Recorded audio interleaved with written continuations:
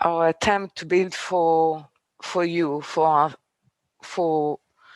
ourselves, one can say, for the whole community, home, and a virtual home in which you will be able to go into the layers of studies of years ago and the current one, to actually sort out all your administrative and the way you communicate with each other through what is being studied, or the new requirements. So it is to create really home for.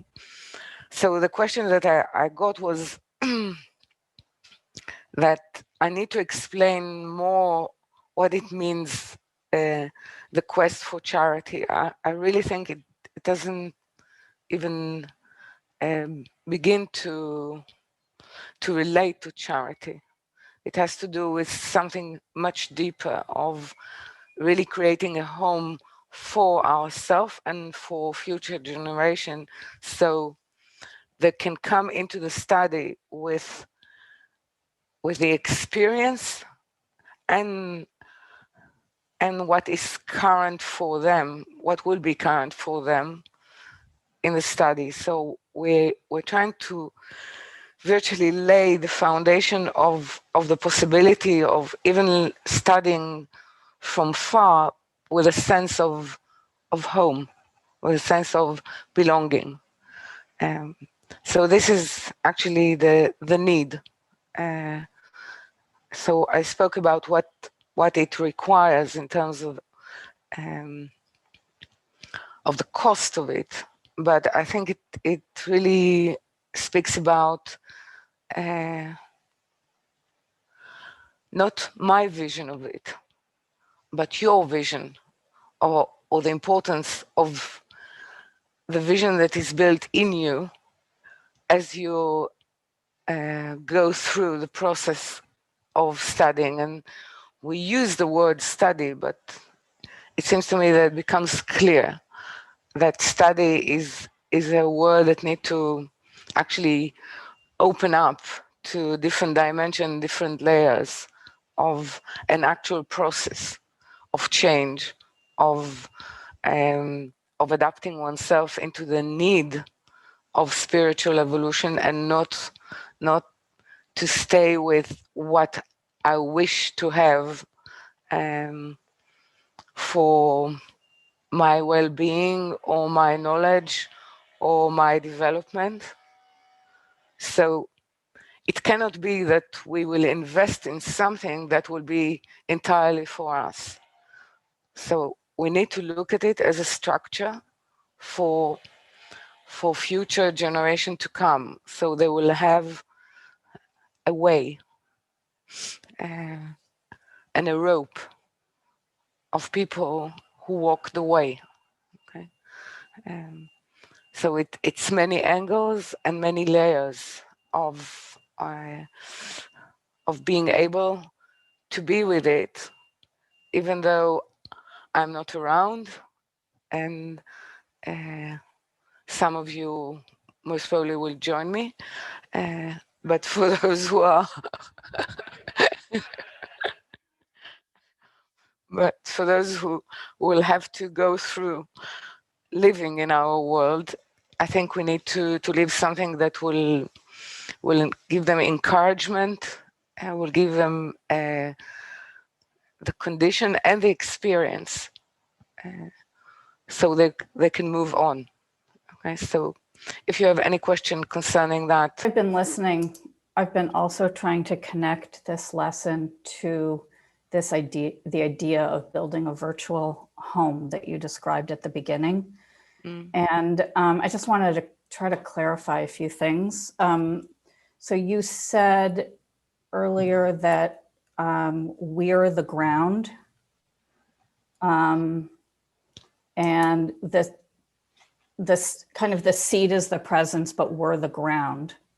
And you also said that in da'at, the only way that we can approach it is together. And it, I guess when I think about like a website or a virtual home, what I feel like, I don't even know if this is possible, but in the highest sense, would we be building the possibility of together for future generations or a much larger group, or the like ground and the next seed? And so that's one part of it. And then the second part is that I feel some kind of confusion between, like, here we're meeting in our generation with you, so that's the Rav, but the next generation will probably need a different Rav or its own, you know what I mean? Like every generation develop, new questions emerge and new needs emerge in every generation. And so I'm wondering why we would pick this medium for the next generation, like what kind of a change is occurring that Okay. you know, this virtual home would be something that the next generation would build on. And then something sort of, it's just typical, I guess. But, you know, when I think of contributions or money, it always seems like but there's got to be a we in it. And I don't really know what my stance is, but toward that, it's something I have been contributing to, and I'd like to contribute a lot more to. But what is the we? Like, how do we have the stance toward this endeavor so that also what we are making is aligned with what your vision is? Okay. First, I would like to say that virtual reality or possibility to connect virtually was invented for that. That's what I thought. So, okay, so if we think about trends, or what is the real issue of people being able to connect in such a way, you have to think about the real purpose of it. So I'm saying we're just sort of actualizing what for virtual reality or virtual possibility was even thought of, to create the ability of people coming from all over the world with one purpose and feeling. Okay, so it is on a way home and a ground, not for the future seed to be planted. The future seed is already planted. We have to cultivate this ground. And one of the cultivation of it is in the way is what we put in it. This is why I'm saying a clear vision of what it will be, I get every time I meet you. I meet any one of you, not personally, but as when I meet you as a group. So if we are creating a place that has the layer of the meeting points, I don't know if even the next generation will need Rav, or they will just need to move through the layers. Okay, and so it's to take what was invested in us so far and to give it the value it deserves. This is why I was objecting to the word charity. It's not. It's a need to do. It's an urge, an impossibility not to actually invest in something that invested in us, and to create it for home has its rules. It's not only that we will feel comfortable in it, but we will feel belonging. We will feel that every part in us can reform to feel this belonging. Okay. This is what I wish to create there. So it needs to be a place that you can dwell in. I think that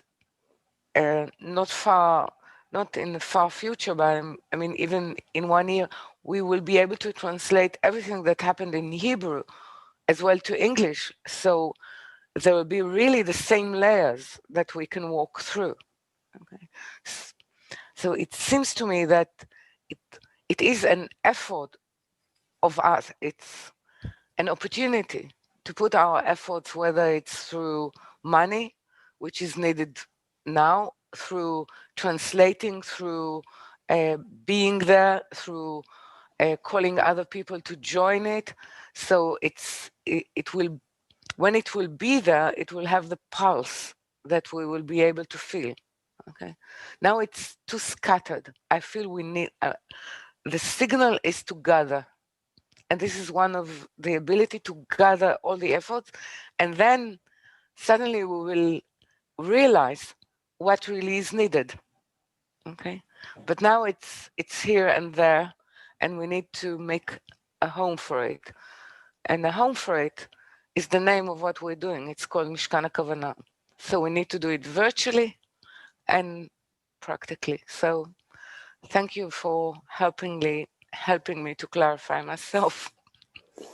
And how about this idea of kind of like, I work hard, I earn money.